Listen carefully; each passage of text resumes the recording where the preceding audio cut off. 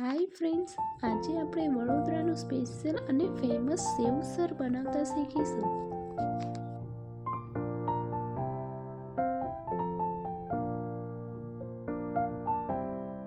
આ મેં અડધો કપ સૂકા સફેદ વટાણા લીધા છે.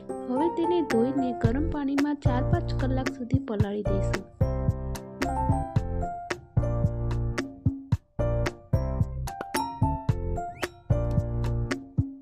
4-5 કલાક થઈ ગયા છે. હવે તેને કુકરમાં 3-4 સીટી આવે ત્યાં સુધી બાફી લઈશું. આ મેં 4 મીડિયમ સાઇઝની ડુંગળી અને 1 ટામેટું લીધું છે. હવે તેને બ્લેન્ડર જારમાં ક્રશ કરી લઈશું. ટામેટુંને પણ ક્રશ કરી લઈશું. વટાણા આપણા બફાઈ ગયા છે.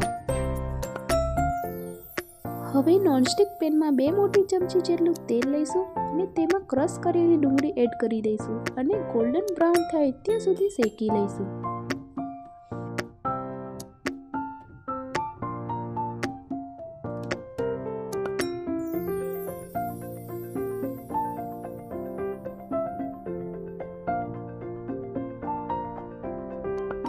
હવે તેમાં 1 ચમચી જેટલું આદુ લસણની પેસ્ટ એડ કરી દઈશું અને તેને શેકી લઈશું.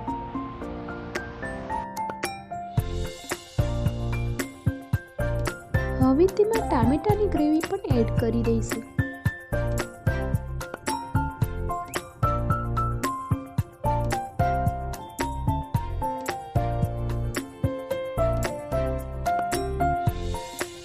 આ મારી પાસે વડોદરાનો સ્પેશિયલ સેવસરનો મસાલો છે. આ પેકેટ 50 ગ્રામનું છે. આપણે 50 ગ્રામની અડધું એડ કરી દઈશું, એટલે 25 ગ્રામ મસાલો મેં એડ કરી દીધો છે. આની અંદર તમારે એક્સ્ટ્રા મીઠું મરચું એડ કરવાની જરૂર નથી. ઓલરેડી આમાં બધું જ એડ છે.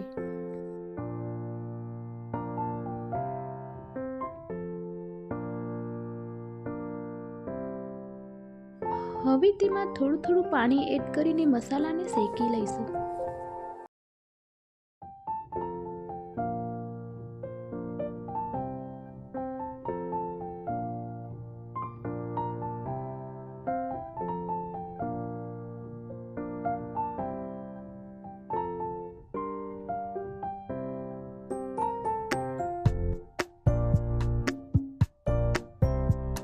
મસાલો શેકાઈ ગયો છે. હવે તેમાં બાફેલા વટાણાને એડ કરી દઈશું.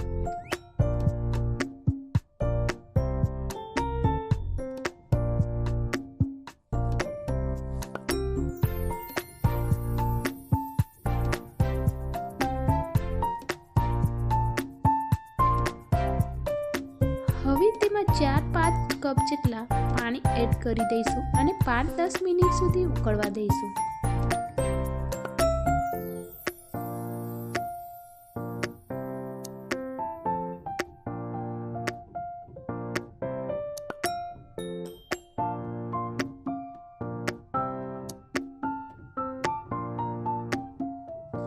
પાંચ 10 મિનિટ થઈ ગઈ છે. હવે ગેસને બંધ કરી દઈશું.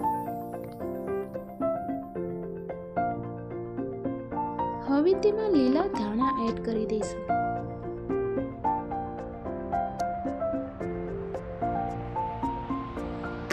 હવે સેવસરને સર્વ કરી લઈશું.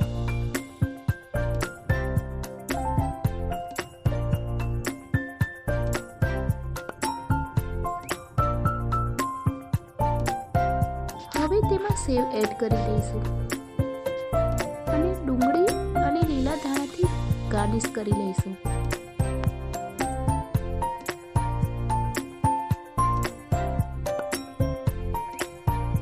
આ આપણું વડોદરાનું સ્પેશિયલ અને ફેમસ સેવસર રેડી છે. જો તમને મારી આ રેસીપી ગમી હોય તો લાઈક કરો, સબસ્ક્રાઈબ કરો અને બેલ આઇકનને જરૂર દબાવો.